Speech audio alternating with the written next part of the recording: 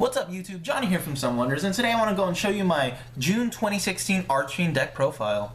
So Archfiends are an archetype that I love playing. I have for about 2 years now, and I'd like to just show you my remastered Archfiend deck.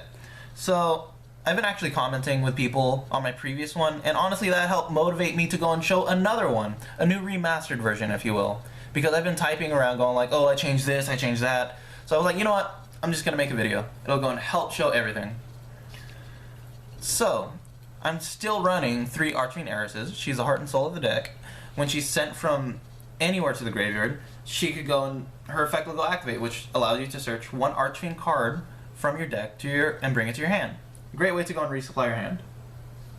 So in aid of triggering her effect, I'm running 3 commanders. He's a 2500 beat stick. He's basically a summon skull with the effect of he could be special summoned from your hand to the field, but if you have an Archfiend card on your field. You know, let it be the field spell or a trap card or whatever. And yeah, you just target it and destroy it. So I'm sorry, his effect targets and destroys another Archfiend card on the field. Want to specify that. So I'm also running 2 Archfiend Cavalries still. His effect is that when he's destroyed by a card effect and sent to the graveyard, you can special summon 1 Archfiend card from your graveyard back onto the field. And he's a 1900 beat stick, level 4. It's quite nice. Definitely nice to go and have a 1900 beat stick in your hand. I'm also running 2 Archfiend Emperors. Reason why I cut him down from 1 is because I felt as though 3 was too cloggy. You always have him in your grave, and you banish a lot of Archfiend cards.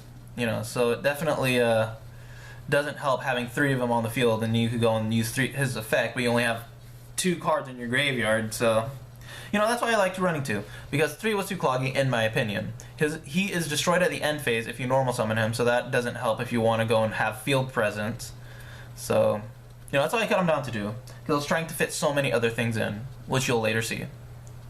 I'm also running 2 Trance Archfiends because you banish a lot. And he's an Archfiend card, he has the name, which means, oh, and also when he's destroyed and sent to the graveyard, you could go and bring back 1 dark banished monster, I think it's level 4 or lower, no, I'm sorry, any level. 1 banished dark monster from your banished onto your hand, which does help regain your losses. Commander could go and help with that. So I'm still running 1 Archfiend Eccentric. I still don't see you running, or I don't see anyone running more than 1, you know, because I mean they're not a pendulum archetype yet. Maybe they'll receive more support down the line because they are an archetype that does receive support quite often, such as Blackwings. They're kind of like the under the radar Blackwings, if you will, because nobody really talks about how much support Archfiends get. So I'm still running the 1 Desrook Archfiend. He's an Archfiend name, which means you could go and be fodder for your Emperor, so you could go and banish more cards, or he's fodder for BLS, which I still run, because he's a great card to run. So to search him out, all these level 3s, because there's so many level 3s, is Tour Guide. He's that one, so you know. I know some people cut her, which I could understand if you want to go and make it more of a pure Archfiend build, but I like to go and utilize all of these resources, and she's a great search card for other things. So you could go and search Heiress, then you could go on Exe, then you could detach for the Exe material, then Heiress's effect will go off. Which is definitely nice. And also I run Scarm just so I could go and get a 2k beat stick on the field or something like that if I have a bad hand or something, or if my hand's clogged or something like that. And yeah, Heiress could go, or I'm sorry, Tour Guide could search for him, he could go and search for Heiress. He could search for a lot of things. Or if you have him and you don't have Tour Guide, he could search for Tour Guide. I also run 1 Fiendish Rhino Warrior. The reason why I run 1 is because Archfiends want to be destroyed to get their effects. And, I mean, he's great protection and all, and if you go and, like, Foolish Burial him, you could go and you could use his effect to send Heiress or someone else to the graveyard to go and help thin out your deck. But, personally, I like to run 1. And, I mean, like, his protection effect is great, because he could go and protect, Emperor, right here. He could protect Emperor, which is definitely a good thing, you know, if you normal summon Emperor. Or if Call of the Haunted is destroyed, or something like that. But you know, Archfiends want to go and have their effects triggered, so that's why I choose to go and use him. But it's honestly your guys' choice. It's always flexible. This is another thing I love about Archfiends. This archetype is flexible because you have so many cards at your disposal. that you could just utilize and build your deck however you want. So for my boss monsters, I like to go and run BLS and Darkness Neosphere. Like I said before, if any of your monsters are being attacked, you could go and send one Fiend type monster you control and one Fiend type monster from your hand. Send them to the graveyard to special summon him. He's a 4K, cannot be destroyed by battle. Very nice, because with all of these giant monsters coming out, like how Raid Raptors is getting their own towers, he's a great way to go and overcome that. And also his effect could go and help pitch Desrook if you have him in hand, or you could go and pitch Scarm, or you could pitch Fiendish, or you could pitch Heiress to trigger her effect. So much you could do. Heck, you could even pitch Emperor, and then you could go and use Call to special summon Emperor to go and get 2 monsters on board. Really nice. Now, I still run Dark Neosphere or Necrofear because not many people want to run into her, so it helps buy you time to go and replenish your hand or whatever you're trying to do. Help you get out of the situation. Great way to go and play defensive if you're on the defensive, or you could, it's just a flexibility. You want to go on the defensive, she could come out. You want to go on the offensive, you could have your, you could go and help power her up with Palabyrinth and, just a lot of stuff. Anyways, that's all the monsters. I know this is a large monster count, but you go through it so fast, believe me. If you never played Archfiends, you go through them so fast. So I'm running 3 Falling Downs. Basically an archetype-specific Snatch Steal. This is Archfiend's own Snatch Steal, which is really nice. And also, it's really cheap. It's like, what, $2 or something like that? Great card, great card. So, for draw power, since Archfiends are being destroyed a lot, I like to run Supply Squad. 3 Supply Squads. You could definitely bump it down to 2 if you think 3 is too cloggy. But this basically provides Archfiends with draw power. Because I know they have great search power, but you have so many, well, not so many, but you have a decent amount of spells and stuff that you like to go and get. And so yeah, the only way you get them is by drawing into them, with the exception of your field spell. So yeah, that's this is a great draw power, because Commander could go and help destroy your monsters to go and draw. Not to mention that when you normal summon Emperor, basically you get to draw. He's destroyed at the end phase by his own effect, so you get to draw. And if somebody twin twisters your Call of the Haunted, you could go and chain it to bring out your Cavalry, or you could bring out Heiress, or you could bring out any monster, and then since the monster is being destroyed, you get to draw. So yeah, there's a lot of ways you could go and get Supply Squad to go. Also, they'll go and more so prioritize destroying Supply Squad as opposed to other cards such as Falling Down or your field spell. So I'm running 2 Dark Eruptions. So what Dark Eruption does, I've actually found this because I know some BA players would go and play it way back when. And then I looked at it and I was like, wow, this is a pretty good card. Because what happens is that you could, let me actually read it off the card so I don't get anything wrong. So it states, target 1 dark monster with 1500 or less attack in your graveyard and add it to your hand. So that means you could go and target Tour Guide, you could go and target Heiress, you could go and target, I know there's another, oh yeah, Scarm as well. You have a lot of targets in here. So that's a great way to go and reutilize like Tour Guide and whatnot, or if you need an Heiress to go and special summon your Commander, or if you just want to go and bring Heiress to hand to go and, or no, yeah, if you want to bring Heiress to hand to, for your Commander, you could go and target, or you could go and trigger Supply Squad effect. I'm also running 2 MSTs. I still don't have Twin Twisters for this deck. MST is still nice. Destroy floodgates or whatnot, or any troublesome cards that are hindering you. Such as, what's that one card? The one that negates dark monsters' effects in the graveyard. Shadow Imprisoning Mirror, I believe. Card's crazy. So I'm running 1 Palabyrinth.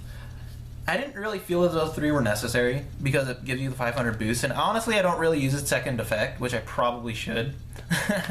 But personally, me as an Archfiend player, I don't really utilize it, but it's a great card if you have nothing else to search for Heiress and you just want to power up your monster so you can beat over other ones. Because Blue Eyes is running rampant, you want to go and overpower them. So yeah, I'm running 1 of them. If you want to run 3, definitely nice. Like, you definitely could. It's honestly up to you. So I'm running 1 Foolish Burial, obvious reasons, Heiress, Desrook, Fuel Fodder, or if you just want to send a like Tour Guide to grave and then use a Dark Eruption to bring her back. It's always a possibility. And also 1 Dark Hole because your monsters don't care about being destroyed. Helps fuel Supply Squad. Draw power. Anyways, I'm also running 2 Fiend Griefings.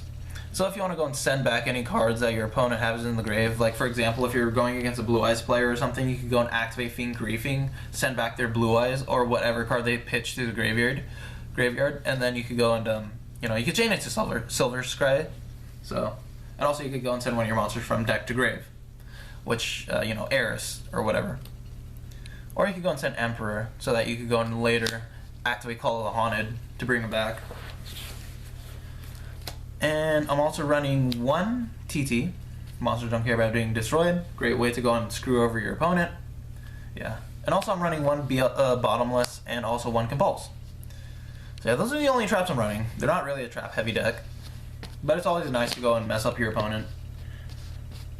So for the extra deck, Archfiends don't really focus on having an extra deck, but since I am running Tour Guide, it's always like something.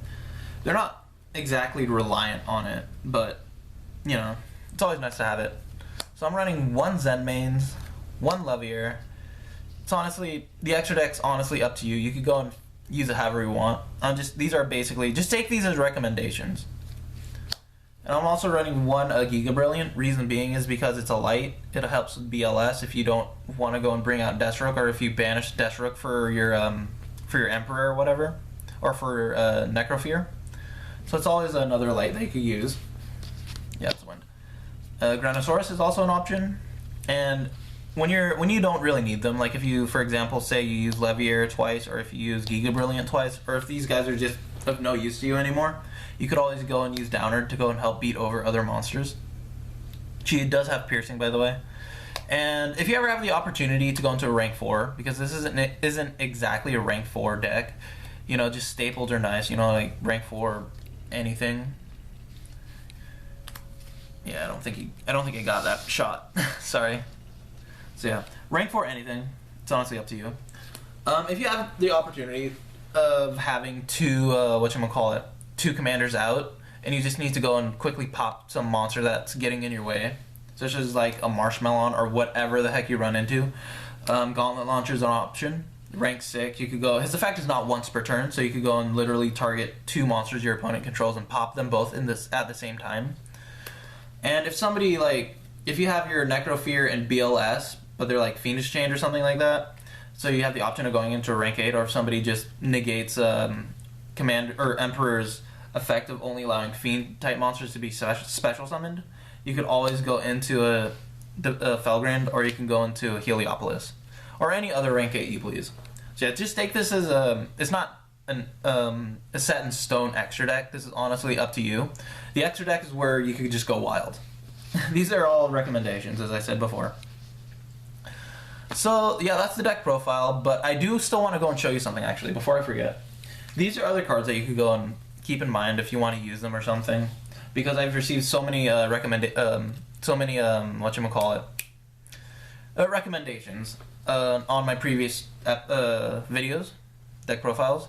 So yeah, you can always run Doomdog. He when he's sent from field to grave, you could go and search for a rank 8 fiend or level 8 fiend type monster. Search card. He's a level 3. He's a dark. He's a fiend. He's searchable by Scarm, searchable by Tour Guide. He's basically, yeah, great card to use. And yeah, you could run 2 more Palabrans if you will. You want to run 3 or 2, it's up to you. And there's also Archfiend Roar. These are all great options that I've been hearing. Archfiend Roar, you could go in special. It's kind of like Call of the Haunted, but searchable through Heiress. And also the monster that you pay 500 to use it, and also the monster that you special summon will be destroyed at the end phase. So, which will trigger Cavalry's effect, which will trigger Supply Squad, Heiress's effect, or whatever. All of those things. Or if you just need to bring out an Archfiend card, so you could go and bring out Commander. And also, I was toying around with the idea of running Masked Change 2, so that I could go and run Darklaw. Just to go and mess my opponent up. So yeah, that's always an option. I'm actually considering running this card. Maybe at 1, maybe at 2, not at 3. But yeah, I just might, actually.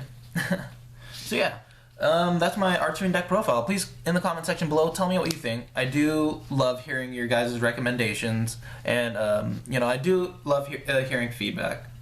So yeah, guys, stay awesome. Thanks.